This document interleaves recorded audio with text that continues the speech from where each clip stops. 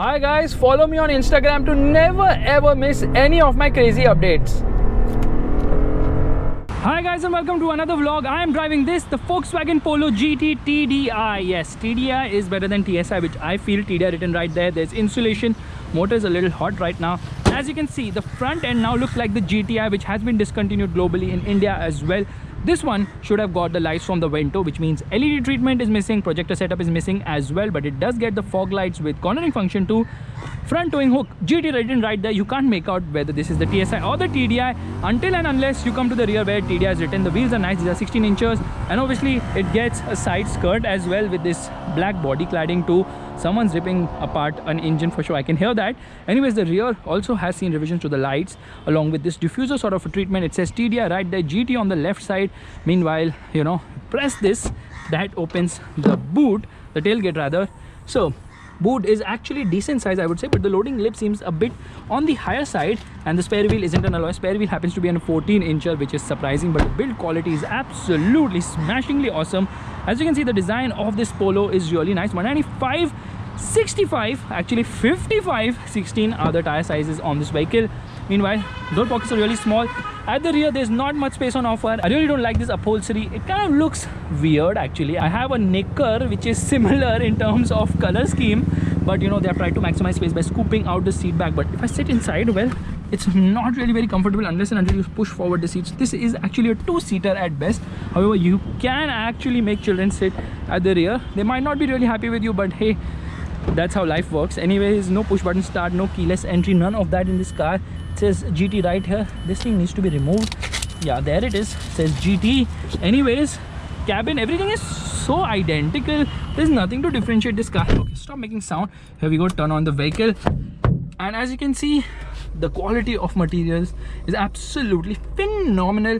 Everything feels built to last. I love the flat bottom steering. I love this cluster as well, but a digital unit would be really nice. The only thing it gets on the interior is Volkswagen Connect. No traction control for the TDI, and seats are absolutely comfortable on the front. Meanwhile, you know, the whole feel of driving a Volkswagen actually is really nice because it's the classic dashboard.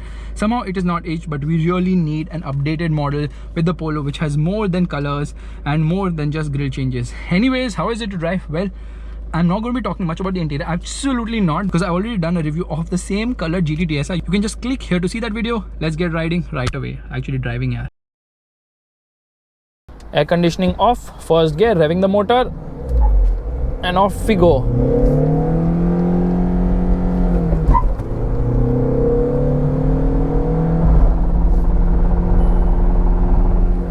The thing here is that while launching now, you can't just jump the clutch. You have to leave it very carefully, otherwise this car kind of bogs down somehow. Anyways, this is the Volkswagen Polo GT TDI, which is powered by a 1.5 liter diesel engine which produces 110 horsepower, and the torque output is 250 Newton meters. The same engine is also used by the regular Polo diesel. However, over here we've got 20 more horsepower and obviously a higher torque output as well. So performance is really very breathtaking here, because firstly it's a manual gearbox, which means you always enjoy shifting the gears because the gearbox is super duper slick. The clutch is on the lighter side. The steering is very responsive, although not the best in terms of feedback. But you know, here, downshift, get into the gas, there, it pulls nice and strong. You know what, the TSI revs all the way to 6,000 RPM. This one, well, it's a diesel engine. Guess how much it redlines still? It redlines all the way, hold your breath, till 5,500 RPM. That is insane. Now I'm in 5th gear, which is top gear, and strong is the pull is the only way to describe it. And that English did not sound like English, it sounded like something else completely to me.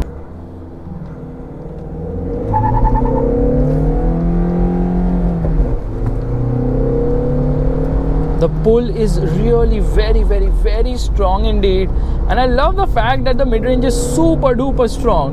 But the good thing here is the fact that this motor loves to rev, and you know, there is only one way to define the mid-range of this vehicle: strong. It is strong AF.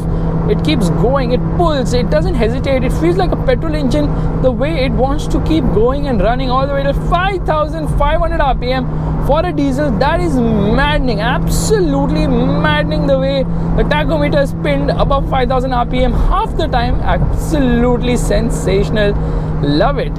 And you know what, although the bottom end isn't the strongest, there's some sort of lag there, but the mid-range is super strong. The top end is a bit lacking here. I mean, you can go all the way to 5000 RPM, which I have right now, but you're not really going fast anywhere. You have to keep it in the middle. The meat of the power band happens to be in the mid-range, and the mid-range can actually put a massive smile on your face, not only because it's so chunky, the progress is really sure-footed. I love this engine. I love the GT TDI way more than I love the GT TSI. Trust me, if I have to buy a car right now under rupees 20 lakhs, eyes closed, GT TDI. Now in first gear, if you immediately dump the clutch, it bogs down. So there's a technique. Okay, revving the motor, revs till around 2500 RPM, slowly, slowly. And dump it. Get the wheel spin. And 5500 RPM, upshift. There, wheel spin on upshift as well. That is so freaking sensational. So much fun to drive a Volkswagen Polo GT TDI. An entirely different league of diesel hatchbacks. Trust me on this. Absolutely sensational. You know, it was launched with 105 horsepower with a 1.6 diesel engine, which was then the Vento. Then they had to actually downsize because they came up with a new engine, the 1.5, but they kept the power intact. So 105 horsepower, well, it has gone up by 5 horsepower when they started locally sourcing the turbochargers, which meant that the GT TDI's power up has actually contributed to even more fun. However, 0 to 100 kilometers per hour takes all of 11 seconds and slightly more than that, which although doesn't look or seem as fast as you would expect, is blisteringly quick considering when you're driving this car, you are having a whole lot of fun. Yes, steering could have done with more feedback. Body roll very well contained, feels extremely sharp around the corners because the tires offer great grip, but go near the limit and there's understeer, and even more understeer on offer from this vehicle. Thankfully there's no traction control, it doesn't need it at all. Actually neither does the GT TSI either. So while drivability isn't the very best because of some lag lower down, you can actually work the gearbox to extract the best from this motor, which is such a great thing indeed. And the best part is, get into the gas any gear, as far as you're in the mid-range, the response is immediate. Top speed 200 kilometers per hour. Yes, it does the double turn, although I believe that the actual speed is around 194 kilometers per hour, at least as per what I've tested long ago. In fact, Volkswagen had given me the Polo GT TDI 1.6 liter version, a white color one, which I had for a real long time. I had actually driven it from Mumbai to Goa, and I had a Mercedes A-Class that time. I did not take the Mercedes, I actually took the Polo, and with 5 people on board and with all the luggage, the kind of speeds you can do, insane. Nobody even feels anything inside the car. That is the level of how do I define it, refinement, high-speed stability, cabin insulation on offer in this vehicle. It doesn't feel like a hatchback, it feels like a big and mature car. The ARI rated fuel economy of the Polo GT TDI is around 20 kilometers per liter, but in the real world you can comfortably get around 16 to 17 kilometers per liter. Again, everything depends on your driving style, but this is an absolute brilliant car. Yes, it is a bit old school because yeah, it doesn't get a 6-speed gearbox and it misses out on a lot of electronics, but thank God for that. You don't need all of those electronics in this vehicle because honestly it is extremely good the way it is already. However, have you seen those GT ads? Respect, it's the Polo GT. Well, there's a reason for that.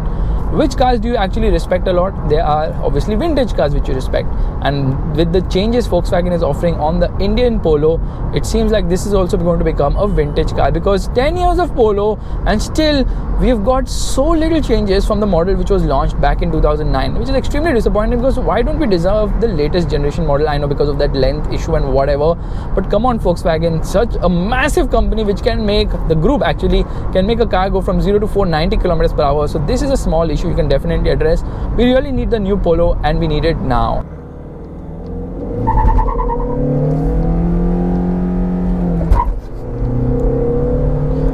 Okay, so is this car worth buying? For a price of rupees 35,000 more than the GT TSI and around rupees 75,000 more than the regular Polo, which also gets the same engine but in a lesser state of tune. However, the difference here is that they have given the GT TDI some cosmetic changes as well. I think paying that additional amount is completely worth it for the GT TDI over the regular Polo, because those 20 horsepower do make a massive difference. As you can see, it has the GT badging, but it's not really a GT in any sense whatsoever other than the power, because the suspension is the same as a regular Polo, which means that it is tweaked on middle ground, which is a great ride and handling balance. Not the sharpest around, but compliant enough around the corners or even on bad roads, which makes it a good all-rounder for Indian roads. ground clearance is decent as well. So this is a car you can use daily, yet have a lot of fun on the weekend, but not really a track machine as such. But because there's so many parts available for the Volkswagen Polo, you can do anything you want to make it an even better machine. My only gripe is when the Ameo is available with a DSG gearbox, why not offer it with the Polo GT TDI as well, maybe as an option. Certainly the manual is where the charm of this vehicle lies.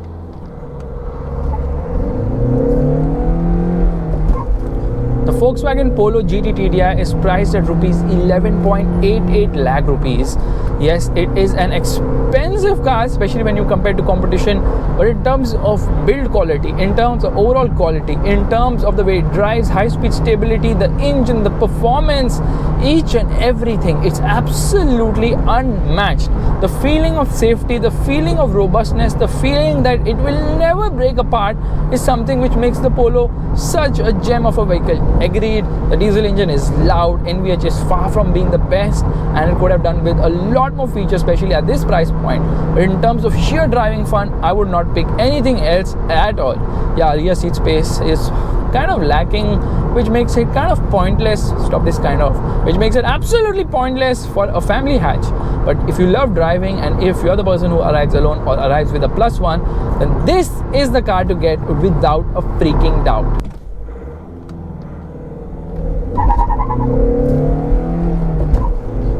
So guys, this is my vlog of the Volkswagen Polo GT TDI.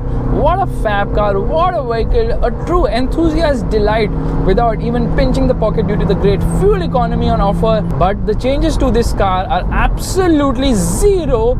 At least mechanically, nothing is different here.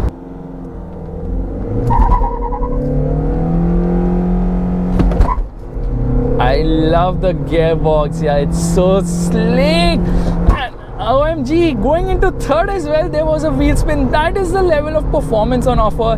What a fun car, what a fun car. Yes, it should have been stiffer. Obviously the diesel is stiffer at the front, but still I would have expected it to be more stiffer, so there is no movement around on bad roads, in the sense that even at high speeds over humps and bumps of a beautiful roads, the car kind of wafts at that time. But it doesn't affect you because the compliance is really very nice.